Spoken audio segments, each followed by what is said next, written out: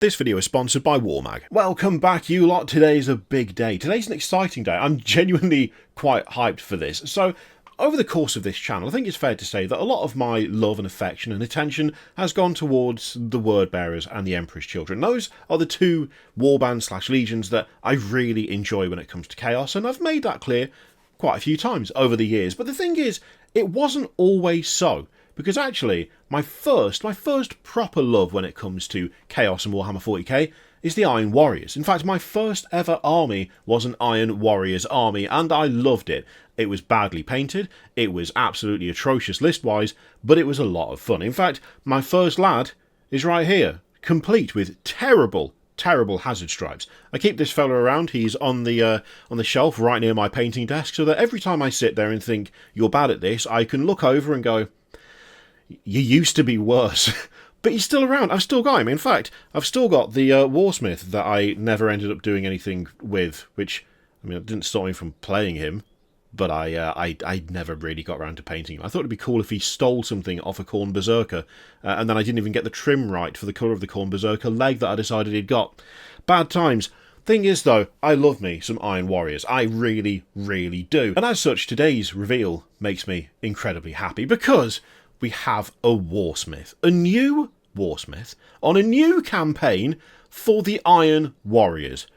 Good lord. This is the man himself. This is Kravek Morne. And I just really like it. I just really, really like it. It looks great. For a start, noticeable Cataphratii armour, or at least Cataphratii inspired and then severely modified. I mean, the big old shoulders, the double layered pauldrons, they look class. I love that look, and I love that this character has that look. I'll be honest, you know my feelings when it comes to a bare head. I prefer a helmet. And I would say in this instance as well, I still kind of prefer a helmet. However, as bare heads go, this is gnarly as hell, and I'm okay with it. Because the fact that the grill on the face mask there, on like the lower part of the head, that mimics the shape of the Iron Warriors logo in quite a fun and nice way. Obviously intentional, but it looks really good. The little rebreather things on either side of said mask look fantastic. The cables plugged into the scalp that then go up through like the cowling on the armour, and then go down what looks like some sort of spinal cord arrangement, presumably to aid with the operation of the massive claw and the flamer, plus the two mechadendrites there, one on either side. Quality. Absolutely love it. It is so gnarly. It's just a bit gross. I don't know why it's a bit... I think because you can see the cables go up through the top of the armour and then all bunch up. It just looks awful. Also, the huge thick cable coming into the side of the head where that lens is. It's hard not to maintain the whole thing of I'd prefer it just to be a helmet, because if it was just a helmet, I don't think that would have anywhere near as much impact as it does, because it looks atrocious in the best possible way, and I just really, really like the way they've done that. Looks like it's going to be probably a pain to paint. You would probably need to do that in sub-assemblies, right? You'd need to do it sub-assemblies. Doing that without sub-assemblies would be madness. And yet, that's probably what I'll attempt to do, because I don't like painting in sub-assemblies. But for this, maybe we might have to make an exception. The armour is chunky as hell. The sheer girth on the lad is fantastic. I mean, to be fair, Cataphratii Terminators always have a bit of girth to them. Like, the shoulders, even by the standards of Terminators as a whole, are just so wide and chunky. And that's exactly what we get here, which obviously means it's good.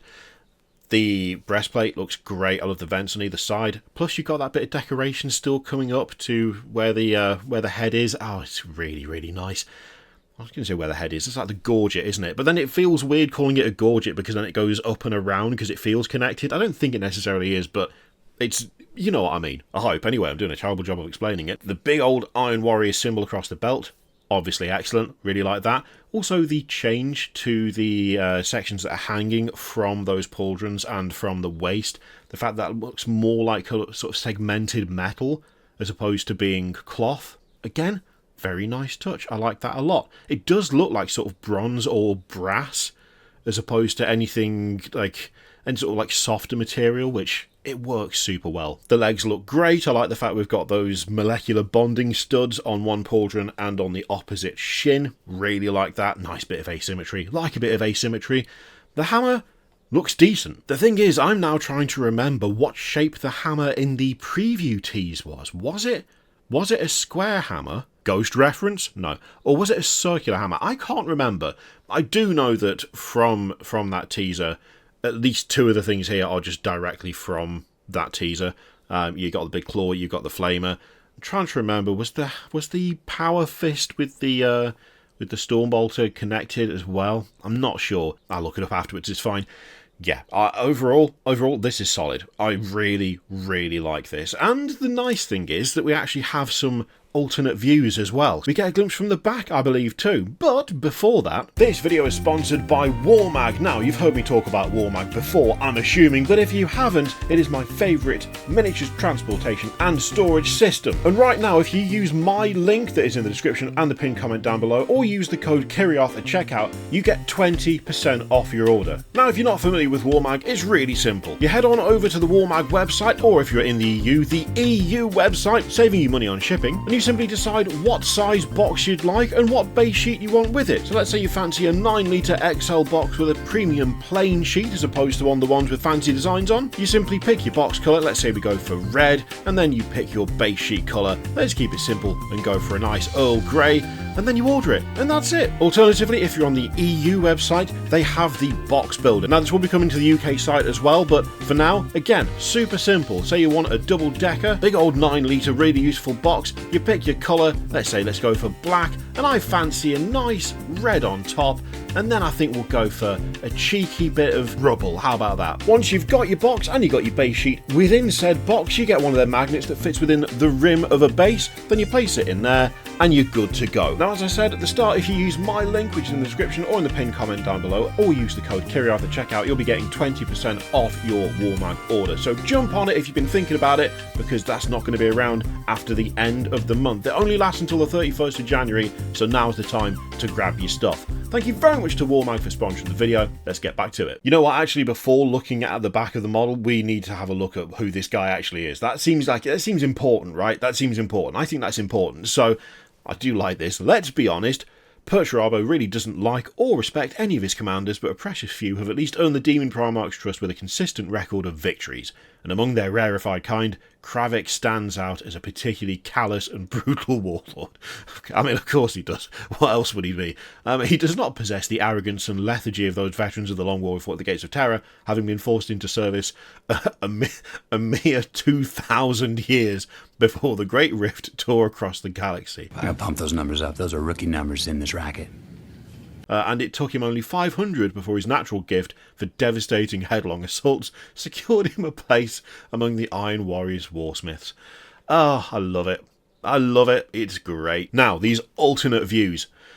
Oh, that is, again, I feel like the rear views on models, the last few that we've looked at have been pretty solid. That seems like a very odd thing to focus on. But have you ever... Is this just me? Sometimes you will really like a model, you'll think it looks great, then you'll turn it around and go, oh, that's not spoilt it, but it just doesn't... It's just fine. It's not up to the standard of the rest of it, or, God forbid, it actively just looks a bit crap.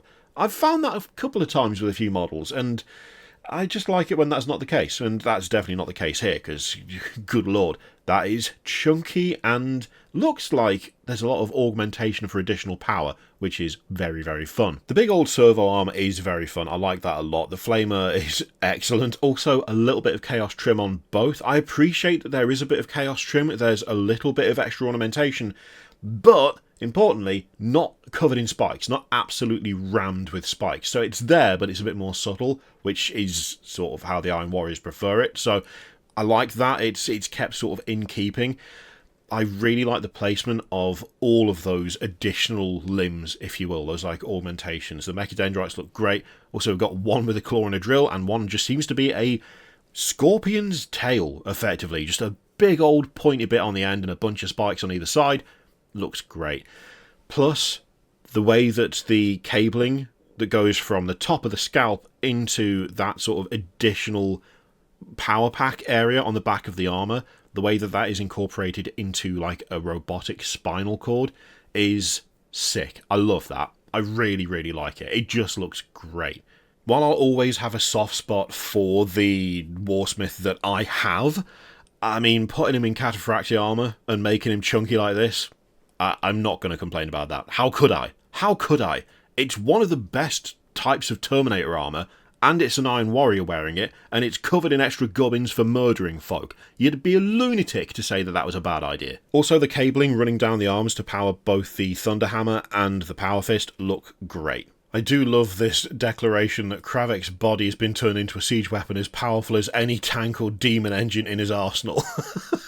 Ridiculous. Built around an ancient suit of Cataphratii Terminator armour from the Horus Heresy that he calls his Iron Mantle. Of course he does. Solid name though, I'll give him that. Bristles with weaponised mecha tendrils. I've been saying dendrites. I'm pretty sure I've read that somewhere, but they're probably the same thing, aren't they? And augmetic slate to the armour's mind impulse unit, though none are as deadly as Last Argument, his personally crafted thunderhammer. Very fun. Last Argument, what a name. It's not just him though, we've also got an upgrade set for the Chaos Space Marine kit, which makes them less spiky, which is nice. And there is the hammer. Oh, there we go. A little bit of double bluff there. It's not really double bluff, it was just a teaser for two things that are related, but whatever. So yeah, we've got a ton of different heads. We've got the thunderhammer, we've got power fist, load of shoulders, which are distinctly less corrupted than you find on the standard kit, so that's nice. I do like most of the helmets. There's a couple of odd choices going on here, but for the most part, they look decent. The one that's just like the framework of a helmet around some dude's head is... I'm not a big fan of that one, but fine. There's a decent bear head in there, though. The guy who's got the big cable running across his eye and a tube sticking into the cheek, that looks properly gnarly. I've no idea what's going on with the guy who's got a round lens and a square lens on sort of one side of his face. The cabling makes it hard to see whether he does have another eye on the other side. That's an interesting one. Not sure on that one. But I think the two with the old plumes there, those look good. It is actually quite impressive what just changing out the shoulders does for the profile of Chaos Space Marine, isn't it? They definitely look a lot more... When I say not plain. Plain is not the right word. You know what I mean. They just don't seem as decorative. Which, you know, obviously, Iron Warriors. If you really wanted to commit to it, snipping off things like the little spikes on the guns and on the power packs would be super easy to do. Like, that would not take long, and you could easily file them down, so you wouldn't even know that they're there. Realistically, it's not the most exciting thing that's ever been announced, right? It's not. But it's nice to see Iron Warriors getting something. It's nice to see Iron Warriors receiving something new, and just having the ability to easily make the existing kit into something appropriate for them, or more appropriate for them, should I say. And given that they've mentioned an entire campaign, what could this terrible campaign into Imperial Space entail? We'll reveal more when we know, but rest assured, it's a biggie.